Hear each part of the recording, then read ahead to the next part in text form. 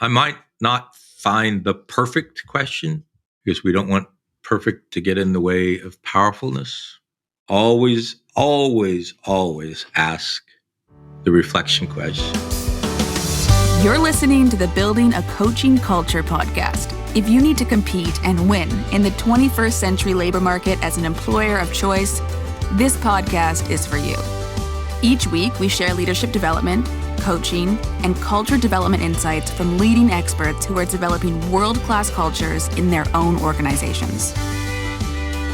And now, here's your host, J.R. Flatter.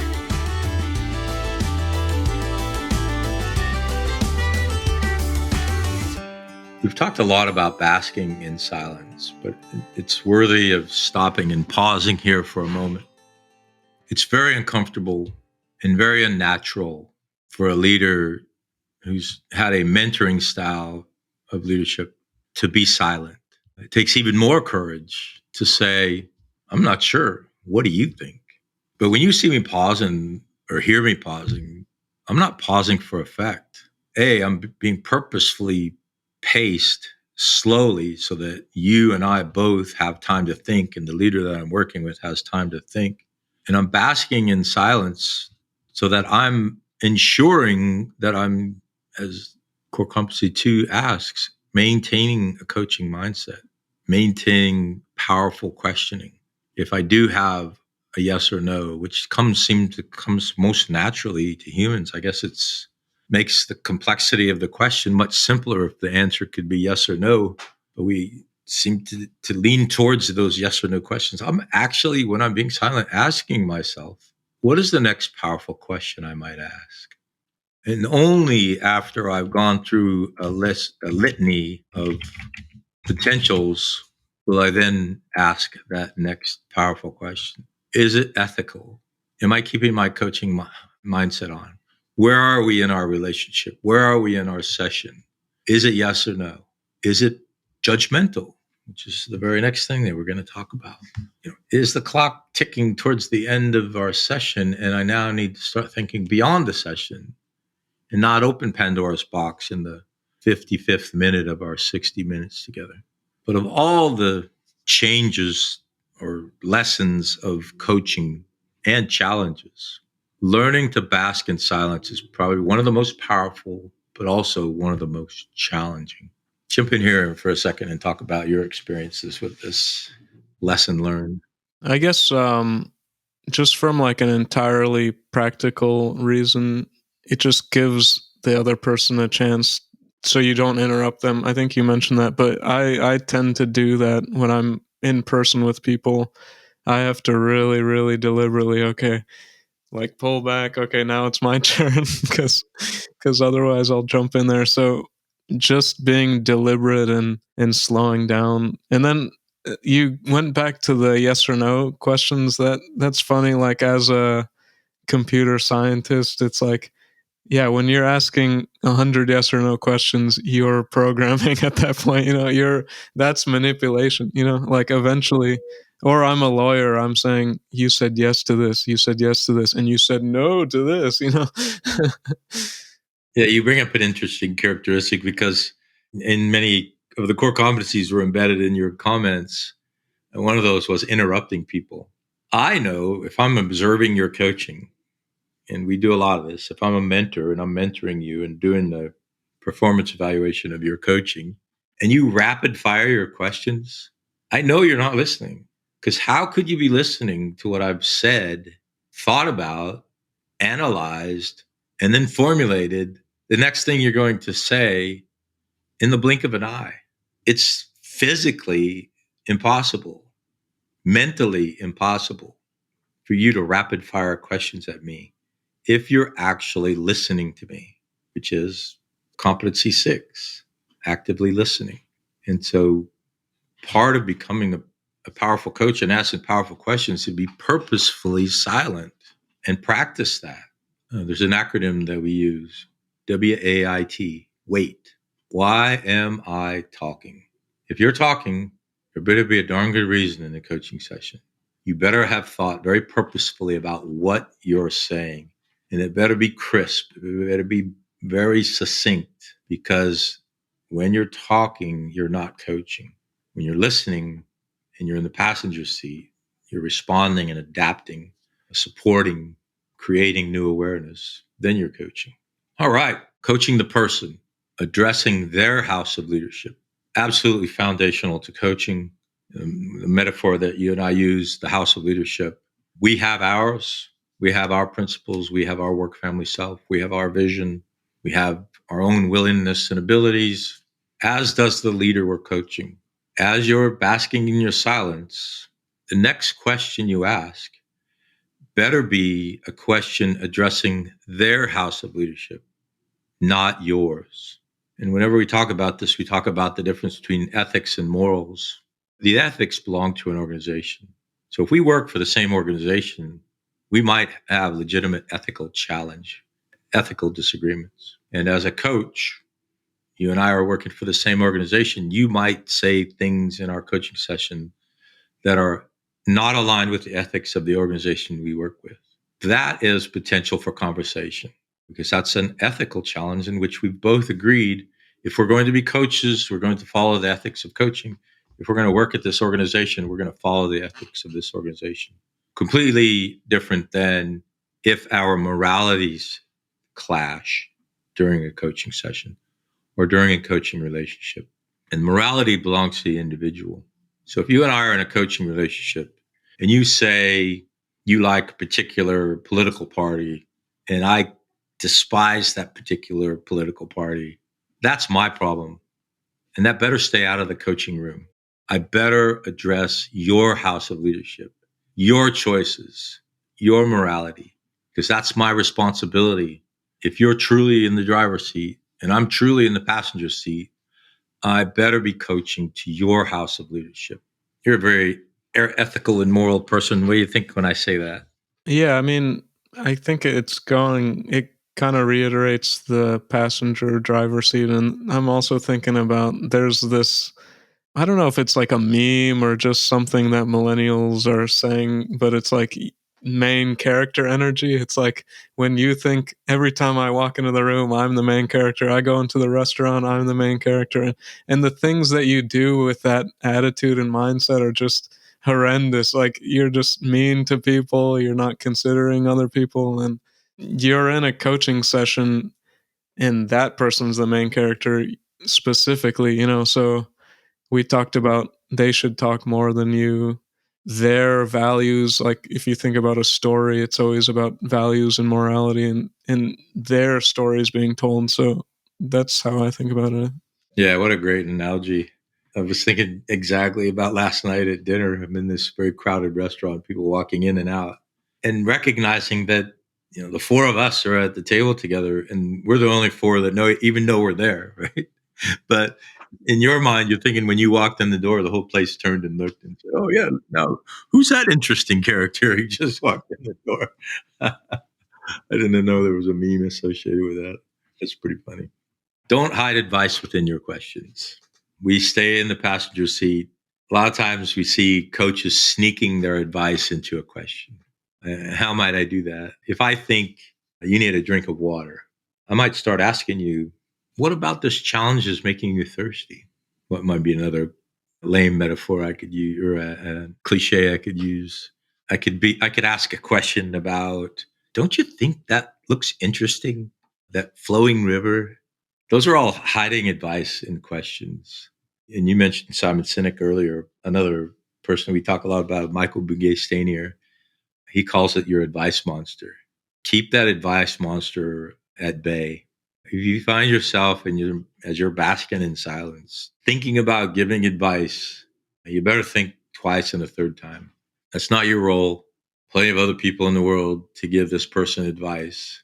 If you take your coaching hat off and you put your advice hat on, you're going to weaken safety. You're going to weaken trust. You're going to weaken the coaching relationship. Just avoid your advice monster at all costs. I have people ask me all the time, but yeah, what if I've been down that trail 100 times before? Yeah, if it's exigent, like the house is on fire and you know where the fire extinguisher is and you're in the middle of a coaching session, you're not going to let the house burn down and not pick up the fire extinguisher. Somebody comes up to your desk and asks, where is the stapler? You're not going to begin coaching and saying, well, what is it about the stapler that interests you? You're simply going to show them, well, the stapler's right here. That's not hiding advice. And there are times that the circumstances require. What do you think about your advice, Monster? Yeah, it's like almost just another way to insert yourself, because you have a tendency, like, you're meeting with a person, let's talk and I'll give my opinion and you give your opinion, but the advice is just you kind of, giving somebody your values and your opinions. And I think also, I mentioned liability earlier. It's like, if I give you advice and then something bad happens, you're going to come back to me and say, hey, I followed your advice and it didn't work. So I have the liability. I have to follow through. But that's not what coaching is. It's, if you discover something in coaching and it doesn't work out, then we can talk about it. Yeah, your advice isn't nearly as good as you think it is. You're not of the same age, background, education, experience, oftentimes ethnicity and gender and preference and any other number of things. For the same reason we walk into the room with an empty table and an empty chalkboard is the same reason we don't give advice, because we don't know. We don't know where you've been and how important this actually is to you, truly. And we try to be as empathetic as we can. But the moment you begin actually knowing exactly what the answer is, and this advice monster rears its head, you're abandoning your coaching relationship. All right, two more and then move on. Don't stack your questions. And there's two ways of doing this. Asking the same question three different ways. What do you think? How do you think? Who do you think? But it's the same question. And then the second way of stacking is literally asking two or three questions simultaneously without any response. And all of the other things we've talked about above and all of the core competencies that we've talked about should tell you exactly that thing. Don't stack your question, because you're not listening. You're in the driver's seat. You're presupposing the outcome. You're confusing. You're muddying our conversation. There's endless litany of reasons why you don't stack your questions. So let's go to the first one first, and that is the same question three ways. If I need clarity, I'm going to ask. So ask a crisp, short, powerful question. The second one, stacking, you're presupposing my responses. You know what I'm going to say to the first one. You know what I'm going to say to the second one. And therefore, here's my third question. Well, just ask the third question then. Your hypotheses might be wrong. The reason that, the response that you get might not have anything to do with what you thought they were going to say, but it's an appropriate hypothesis nonetheless. What are your thoughts on stacking? Yeah, I mean, I think a lot of the times I'll fall into it where it's like, yeah, like you said, asking for clarification and then asking a question, and you might just say like, well, you said this and so that must mean this, and so I'm going to ask this question. And you could just say like, is this what you meant, and then ask the next question, because maybe it came out wrong and they don't actually believe that. Or Actually, once in a while, we nickname somebody crispy if they get really good at asking sharp, crisp questions. It's a really good characteristic of a coach. And then finally, your next powerful question might not be a question at all. It might be an emotion, it might be a facial expression, it might be tell me more. Any number of powerful observations you could make. Like you've made several observations during our session today about our conversation. That could be the next powerful thing you bring into the coaching room. In a coaching session earlier today, someone said something in front of the entire cohort, and then the very next sentence said, I'm not that characteristic at all. I said, it's interesting because you just said it two sentences ago. Our mind, the way our mind works, one of the powers of coaching is we can shed light on what we observe and not ask a question at all, but simply say, I think you just said the word fear. Did you hear yourself say the word fear? But I would ask permission to ask that very provocative question.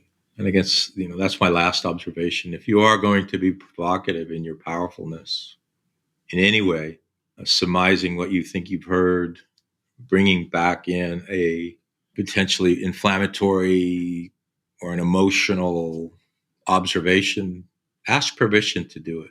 So here's what I think I've heard you say over the last 3 to 5 responses. I see a theme emerging.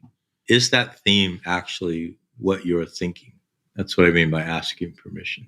Final thoughts before we head into the arc of a session to close out.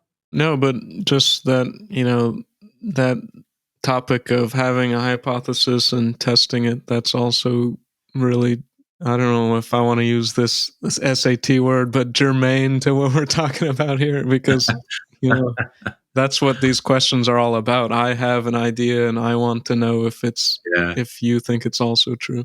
Yeah, hypothesis is just a fancy way of saying an educated guess. So as our brain, as we're coaching, comes up with these educated guesses on what the next powerful thing to say is or ask. And you might be 100% wrong. It doesn't mean that your question was wrong. It doesn't mean you violated the fundamentals of coaching or you asked an unpowerful question. You simply formed a hypothesis that wasn't supported. And that's the very reason we form hypotheses. We want to test them. And so that's what our questions do. They test them. They test our educated guesses. So our last couple of minutes together, I just wanted to put all this together in the arc of a session. And I know we talked about this a lot in the beginning about its relevancy to the question we're asking. But I just wanted to lay a little bit of groundwork on the arc of a session and the kinds of questions that you would ask. And then we'll head out. So in the beginning of the arc of a session is laying the baseline and primarily focused on competency 3, which is establishing and maintaining an agreement. You're the leader and I'm the coach. That's what the agreement is. What are we going to accomplish together in our time together today? Because it is a session within a single day. How are we going to know we get there? What are some measures of success? If you closed your eyes and told me the story about what solving this challenge looks like, what is that story? What's the importance to you as a leader, as a human being, for this particular challenges? And what might be some obstacles in the way between us and that success? Those are all who, what, how, laying the baseline questions of a particular session. And once I have some clarity about what the leader would like to accomplish in that session, then I'll move on to competencies 4, 5, 6, and 7. But I'm going to spend a little more time than I'm comfortable on competency 3, asking competency 3 powerful questions because I want clarity. My leader deserves clarity on what we intend to accomplish together. So going back to Einstein's theorem, if he had an hour to solve a challenge, he would spend 55 minutes defining the challenge and 5 minutes solving it. I don't mean, minute by minute, that same metaphor, but spend more time than you think is necessarily on competency 3 and competency 3 like questions. And only when it's clear to you and back to the leader, because not only does competency 3 ask us to identify, but it asks us to confirm what the objective is. So ask and confirm, then you move on to 4, 5, 6, and 7. In new coaching relationships, and oftentimes in voluntold coaching relationships, if the leader's being a bit passive aggressive or isn't comfortable with the coaching conversation, they might not ever get out of 3. They might not be able to identify a clear purpose of this particular session, objective of a particular session. So we have to make a decision as a coach. How long are we going to keep poking at that? And can we move on? Do we have enough information to move on and have a powerful session? You and your experience are going to answer that question. But I will tell you, knowing the arc of the session, you can't spend, if you've set aside an hour, the entire hour on competency 3. You need to get to the heart of the session and ask heart of the session questions, and you need to close. You don't want to leave the leader hanging and say, hey, it's 0-0, got to go. And so the heart of the session, 4, 5, 6, and 7, competencies 4, 5, 6, and 7, cultivating trust and safety, maintaining presence, listen actively, and evoking awareness. I'm focused on doing those 4 things. And when I'm basking in my silence and looking for that next powerful question, I'm asking, is this question supporting Is it adapting to what I've heard? Is it responding to this human being that I'm engaged in a coaching relationship with? And will it create new awareness? If the answer to any of those is no, I stay silent a moment longer. I might not find the perfect question because we don't want perfect to get in the way of powerfulness. So I might settle for 3 of those 4. I'm supporting, adapting, and responding, perhaps not creating. But as I'm watching the arc of the session and I'm watching the clock, I'm going to make a decision at some point to begin looking beyond the session. And there are several characteristics of looking beyond the session, mostly focused on competency 7 and 8. Competency 7, creating new awareness. Competency 8, facilitating client growth. It's all about client growth. All 8 competencies culminate in, did we create client growth over a session and over the relationship? So necessarily, as the clock is ticking and my time is winding down, I begin to start looking beyond the session and go visit 7 and 8 more closely. What do you know now that you didn't know 30 minutes ago? How can you look at this challenge differently than you might have 40 minutes ago? When you look back to where we were, what's your understanding now? So those are beginning to look beyond the session. One of our potential roles as a coach is to help be an accountability partner. We don't demand it. We might volunteer it. The leader might ask us, but one of the things you might ask is, what are you going to do to be accountable to yourself in these objectives that you've set? What are the actions that you're willing to commit to? The reflection question, one of the absolutes that I have in coaching, always ask the reflection question. What do you know now that you didn't know when we started this session? What have you discovered? How do you see this differently?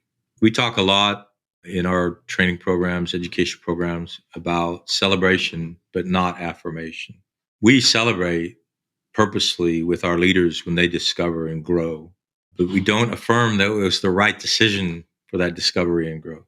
So it's one thing to say, congratulations that you've made this decision, but it's a very different thing to say, you've made the right decision. So we do celebrate as we're closing a session. And I'm getting better at this, but it was really challenging for me for a long time, asking the, is this the right time to stop question? And part of the reason it's challenging for me is I know the answer 99% of the time is going to be yes. So I'm kind of tugging at the wheel. The clock has run out, or I think that the challenge has been sufficiently solved. So if I ask that final, is this the right time to pause and get back together in our next session, I'm almost positive I know the answer. I've been surprised a time or two. So talk us through the arc of a session for you and your beginning, the heart, and beyond. Yeah, I mean, if you think about coaching in an abstract way, it's like we're just talking and it's kind of like all, imaginary. So we're trying to create, you have the empty room and we're trying to create some model of some problem that we're both going to look at together. So I think what you said about really defining what that problem might be is important. I think lots of times you'll start a session and the problem is something maybe more trivial or just a subset or a sliver of the actual problem. So, okay, let's either expand or contract and try to figure out what it actually is. And then thinking about the end, if we're in this, we're both in this imaginary state and okay, now let's step back and transition back to the real world. And how are you going to take what we just talked about and actually gain value once we're outside of the room? I think that's important. Also, it's kind of a comfort thing. Like you think about anybody that's been to a yoga class, at the end of yoga, they do like, you lie down and you're meditating and then you leave yoga and you're like, wow, that was so relaxing, but you were working out for an hour, Yeah, you just coached me again, and that is competency 8, and the questions I ask are beginning to open that door of the coaching room and looking outside again. I'm going to capture that one. All right, great session. I think a lot of power in there. Well, that concludes this episode of Building a Coaching Culture. I truly hope that this episode was helpful to you. If it was, be sure to follow us wherever you listen to podcasts. maybe stop and give us a rating or a review, and share this podcast with someone who might find it helpful as well. Thanks again, and we'll see you next time.